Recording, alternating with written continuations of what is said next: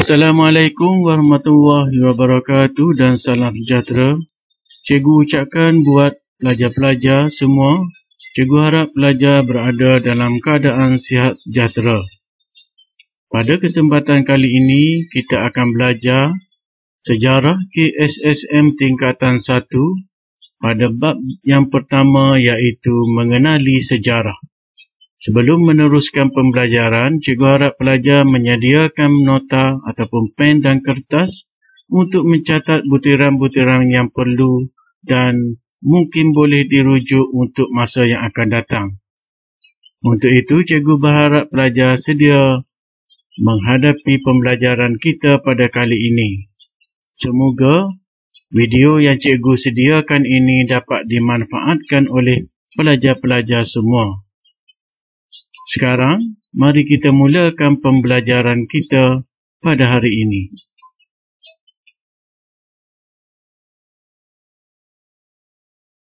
Baiklah pelajar-pelajar, sebentar tadi kita tengok pengenalan atau pendahuluan berkaitan dengan ketamadunan manusia yang akan kita belajar dalam bab-bab yang seterusnya.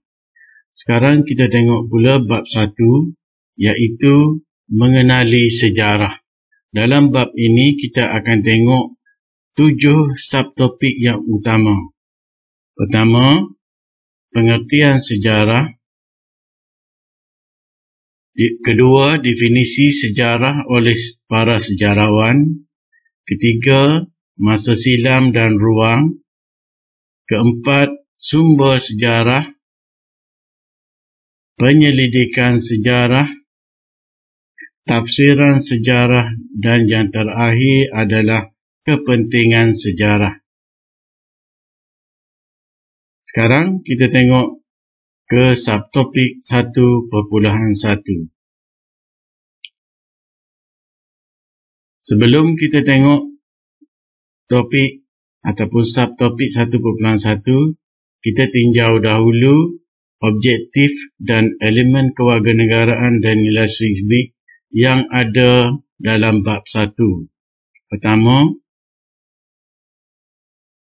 objektif ataupun aspek kemahiran sejarah yang ingin kita capai, di mana pelajar-pelajar akan memahami pengertian sejarah, meneliti pengertian sejarah dari sejarawan, mengenali konsep masa dan ruang dalam sejarah, mengklasifikasi sumber sejarah, menganalisis kaedah pengkajian sejarah, membuat justifikasi kepada pentafsiran sejarah, dan yang terakhir adalah menghuraikan kepentingan pelajar-pelajar mempelajari sejarah. Manakala elemen sivik dan kewarganegaraan pula adalah pertama, menjelaskan kepentingan menghargai masa, merumuskan kepentingan hargai peristiwa sejarah, menjana idea cara memelihara dan memelihara warisan sejarah, menerangkan kepentingan mengaplikasikan ilmu sejarah dalam kehidupan seharian pelajar. Baik, sekarang kita masuk kepada 1.1 iaitu apa yang dimaksudkan dengan sejarah. Dalam bahasa Melayu, sejarah ataupun perkataan sejarah berasal daripada perkataan Arab iaitu sajaratun. Sajaratun bermaksud pohon ataupun pokok, juga membawa maksud keturunan, asal-usul, riwayat dan silsilah.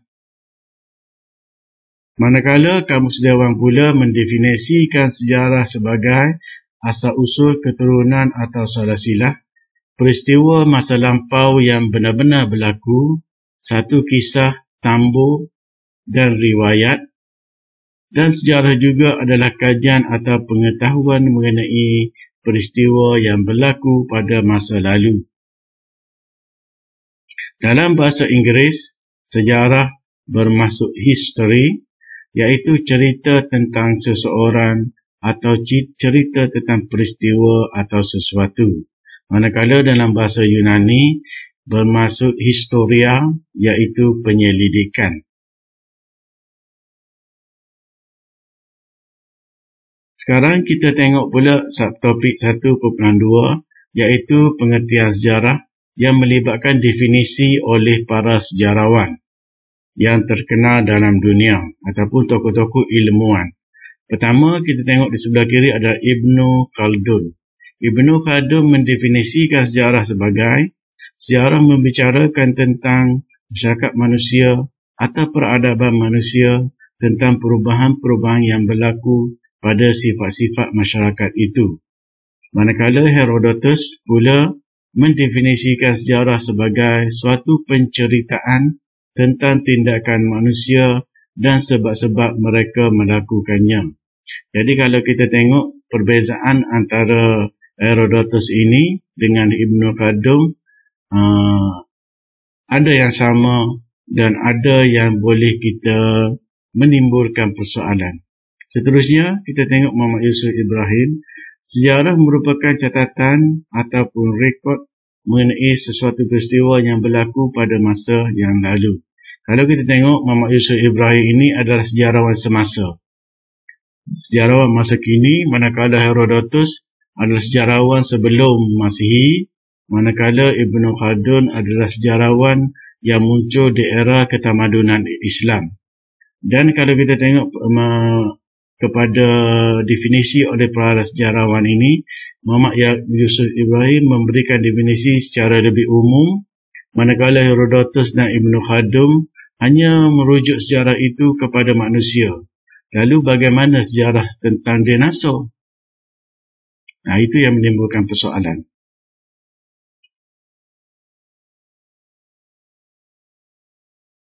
Tokoh seterusnya yang akan kita tengok adalah E.H.K. dan Profesor Ku Kei Kim. E.H.K. mendefinisikan sejarah sebagai satu tindak balas pembaca terhadap fakta sejarah, iaitu fakta-fakta yang ditulis oleh sejarawan. Sejarah adalah suatu proses interaksi berterusan antara ahli sejarah dengan fakta-faktanya, suatu dialog yang tidak berkesudahan antara masa kini dengan masa lampau. Mengapa E.H.K. berpendapat demikian? Kerana sejarah itu untuk penemuan semasa mungkin ianya satu fakta. Namun bila memakan masa, contohnya dengan adanya teknologi, lalu sejarah itu ataupun faktanya boleh berubah dengan penemuan-penemuan baru. Manakala Profesor Ku Kei Kim yang merupakan sejarawan semasa mendefinisikan sejarah sebagai sesuatu yang agak umum. Contohnya, sejarah merujuk kepada apa-apa yang pernah atau sudah berlaku. Jadi, bagaimana peristiwa-peristiwa yang tidak penting? Adakah ianya juga sejarah? Kerana ianya juga sesuatu yang telah berlaku. Jadi ini menimbulkan pelbagai pertanyaan tentang definisi oleh para sejarawan. Ini adalah masa silam dan ruang yang akan kita tengok selepas ini. Ini adalah carta di mana tulisannya lebih halus. Lalu secara memudahnya kita tengok selepas ini. Ini adalah masa silam dan ruang garis masa. Kalau kita tengok ada perkataan SM bermaksud sebelum Masihi dan satu lagi dipanggil tahun Masihi. Tahun Masihi adalah tahun kelahiran Nabi Isa alaihi salam. Lalu kita sekarang pada tahun 2020 bermaksud ataupun tahun 2020 hingga 2010 bermaksud umur kelahiran Nabi Isa alaihi salam.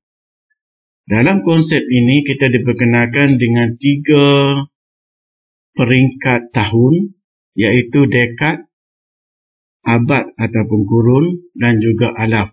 Abad satu perenggan masa untuk 10 tahun. Abad ataupun kurun satu perenggan masa untuk 100 tahun. Manakala perenggan masa untuk 1000 tahun disebut alaf.